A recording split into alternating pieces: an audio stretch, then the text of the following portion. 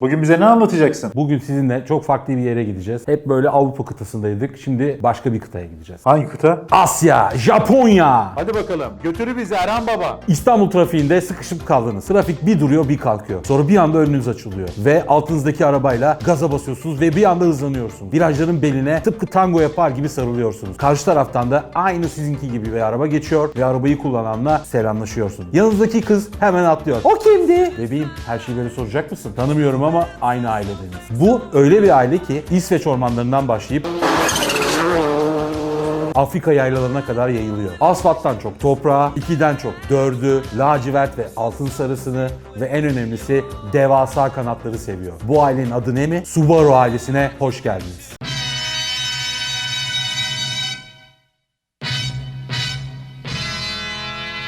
Hoş bulduk. Sever misin? Çok severim.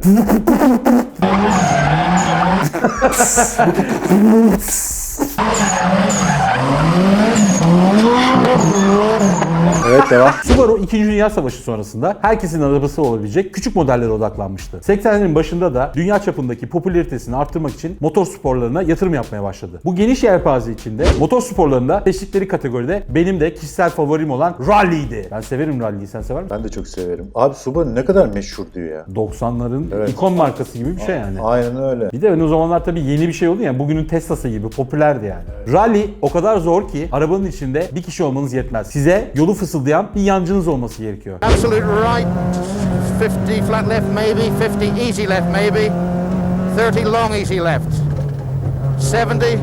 Aynı Millennium Falcon'daki Han Solo ve Chewbacca gibi.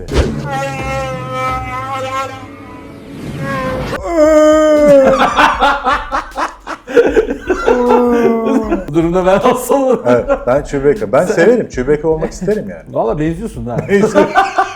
Böyle bir postun var kendine göre. Bu öyle bir kategori ki kaymak gibi asfaltları unutun.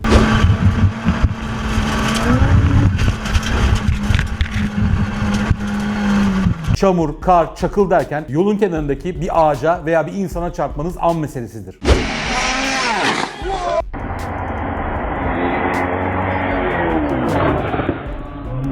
Ferrari Formula 1 için neyse WRC yani Dünya Rally Şampiyonası için de Subaru odur. Şampiyon olsun olmasın, iddialı olsun olmasın, onsuz olmaz. Hala devam mı bu popülarite? Genel olarak motor sporlarında zaten böyle bir düşüş var. Eskisi gibi böyle ikonik karakterler çıkmıyor. İşte Schumacher gibi bir pilot çıkmadığı gibi. Colin McRae öldü galiba. Colin McRae de öldü. Çıkmıyor abi. Sadece arabaların çok güçlü olması bilmem ne değil ki. İnsanlar o rekabeti hissetmek istiyor. Burada öyle bir rekabet çok oluşmuyor. Bir tane mesela çıkıyor. Adam 8 yıl boyunca şampiyon oluyor. Ne yapayım? 8 yıl boyunca aynı adam mı izlenir ya? Rekabet yok, bir şey yok. En güçlü arabaya bin kazan. Rally'ye ilk başladıklarında 80'ler ve 90'lar arasını çömezlik dönemi olarak alabiliriz. Ama 90'larda efsane yazılmaya başlandı. O dönemde otomobil dünyası içinde bir idol seç deseler benim seçeceğim ilk adamla çalışmaya başladılar. Colin McRae. Toprağı bol olsun. Bazı arkadaşlar bu adamın ismini hiç duymamış olabilir. Çünkü bu adam dünyaya geldi, rally sporunu sonsuza dek değiştirdi ve çok erken yaşta 41 yaşında elin bir helikopter kazasında hayatını kaybetti. Bonjour, je suis Colin McRae.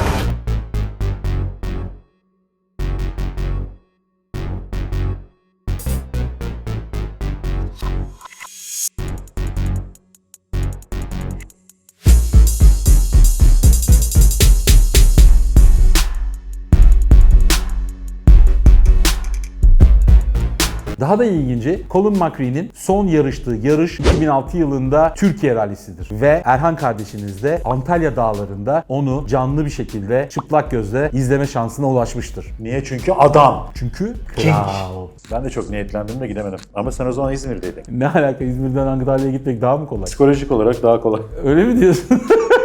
Buradan çok güzel. O zaman bu programı Colin McRae'ye İthaf edelim. hitap edelim. Bir dakika saygı duruşu.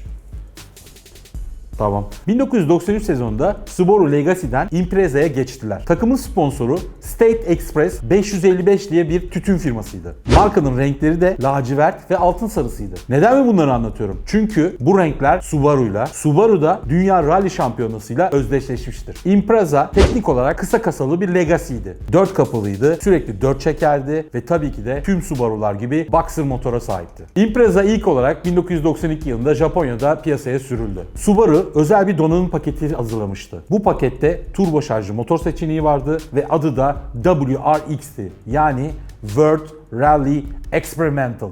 1994 Subaru ve Impreza için tam anlamıyla bir kırılma yılıydı. Dünya Rally Şampiyonası'ndaki tüm etaplara katıldılar. Bu başlı başına bir olaydı. Çünkü Dünya Rally Şampiyonası neredeyse dünyanın tamamına yayılan çok etaplı bir organizasyondu. Bir yıl sonraki şampiyonada da şampiyonluk gelmişti. Bu şampiyonluktan sonra Subaru 2 yıl üst üste daha şampiyon oldu. Hat-trick yapmışlardı ve bunu kutlamak için özel bir model çıkarttılar. Impreza 22B. Ön kaputta hayvani bir hava girişi, çılgın çamurlukları, sis farı kapakları, tam anlamıyla dana gibi ve işlevsel bir kanadı ve tabii ki de altın rengi jantları vardı. 22B sokaklara salınmış bir rally arabasıydı. Subaru bu modelden sadece 424 tane üretti ve hepsi Japonya pazarına satıldı. Türkiye'ye getiren meraklı oldu mu acaba bu? Zannetmiyorum. Ben hiç duymadım mesela bu arada. Japonya'dan buraya araba getirtmek. Ama abi kiti bile adam aldı, Türk aldı ya. Karışım şey aldı. Kiti bir Türk mü aldı? Tabii. Türkiye'de mi şimdi o araba? Tabii canım, Türkiye'de. Eminsin yani. Eminim. Getirtmiştir onu ya. Yok aldı, bildiğim kadarıyla aldı ya. Yalan söyleyeni. Bakacağım şimdi bak. Efsane araba artık İstanbul sokaklarında. Niye 22 be acaba? Bilmiyorum. Bir açıklaması yok. Ne bilsem bugün sorsam bilemedin ya. Senin sen iyice artist oldun başımıza. Oğlum ha. yönetmenim ben. Subaru Dünya Rally Şampiyonası'ndaki bu başarısından sonra benim deyimimle şikeli arabalar yani modifiye arabalar dünyasında tam anlamıyla bir kral oldu. Senin gibi yani. Ben şey miyim? Kralım. Yakıştıramadın değil mi kendine? Hayır, kendimi modifiye miyim diye düşündüm. Neyin modifiye? Evet, kral. Modifiye ile uğraşan her gencin rüyası hayatının bir döneminde bir adet Subaru Impreza'ya sahip olmak ve ona kafasındaki setupları yapmaktır.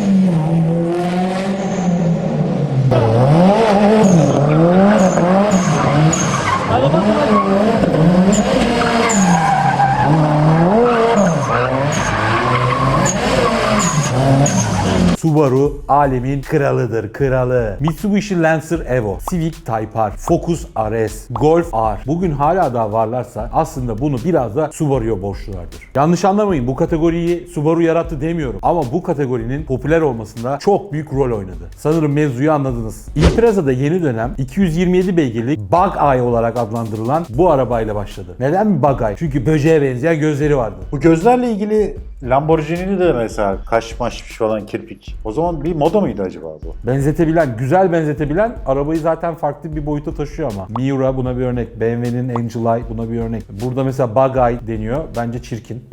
Ama o da bir örnek. Performans olarak Audi S4, BMW M3 ile kafa kafaya yarışabilecek güçte bir arabaydı. 2006 yılında WRX bir yenileme daha geçirdi. Şahin gözlüm ortaya çıktı. 2005 ve 2006 Subaru Impreza WRX'ler Saab 9 2X Aero olarak da piyasaya sunulmuştur. Arabaların arasındaki bariz tek fark çeliğin çeşididir. Çelik ve İsveç ikisini düşününce Saab'ın arabası Subaru'nun arabasından belki biraz daha iyidir diyebilir. 2008'de WRX bir yenileme daha geçirir. Bu sefer biraz daha yumuşak hatlara sahip bir araba olarak karşımıza çıkar ve Mazda 3'ün sularına girmiştir. Daha yumuşak bir kullanıma sahiptir ve WRX modeli sadece hatchback olarak piyasaya sürülmüştür. Genel olarak WRX'çileri hayal kırıklığına uğratan bir modeldi diyebiliriz. Zaten Subaru da bunu fark etmiş olacak ki bir sene sonra mevcut modeli yenileyerek 265 beygir güç üreten yeni bir motorla gönülleri fethetmiştir. Dedemin her zaman söylediği gibi haksızsan kabul edeceksin, haklıysan susacaksın. Subaru hatchback WRX'i 2014 yılına kadar üretmeye devam etti ve 2014 yılında yepyeni bir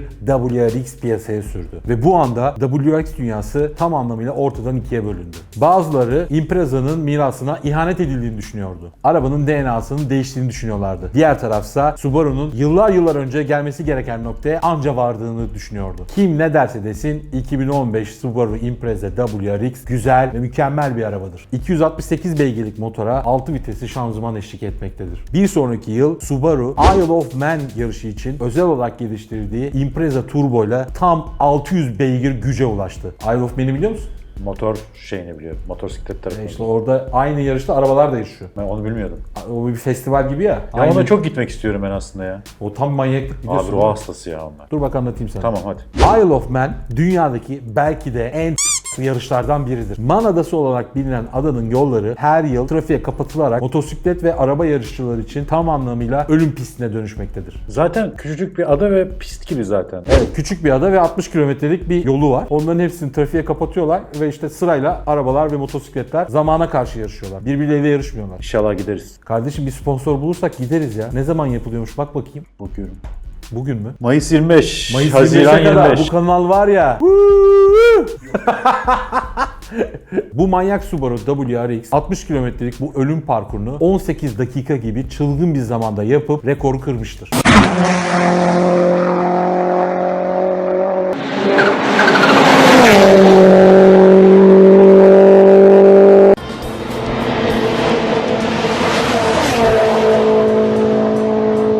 Impreza WRX çok hassas bir dengeyi çok iyi tutturduğu için bu kadar başarılı olmuştur. Sırf bu yüzden sana kocaman bir arigato Subaru. Hatta domo arigato. Ben Erhan size bugün Subaru Impreza WRX ile ilgili bilmeniz gereken her şeyi anlattım. Elbette atladığım birkaç nokta olabilir. Bunları bizimle paylaşabilirsin. Bir sonraki videoda hangi arabayı anlatmamı istiyorsan onu da bizimle paylaş. Aşağılarda bir yerde Subaru Impreza ile ilgili ikinci el bilgileri, tişört, anahtarlık vesaire gibi ıvır zıvırlarla ilgili bir sürü bilgi linklerini aşağılara bıraktım. Her ne yaparsan yap bizi arkadaşlarına paylaş. Aşağı yorum bırak. Sağda solda bizimle ilgili konuş. Diğer videoları izle. Biraz yardımcı ol ya. Bir de sponsorlara mail falan at. Mention'la. Sponsorlar siz de beni bulun. Bir sonraki videoya kadar herkes kendine çok iyi baksın.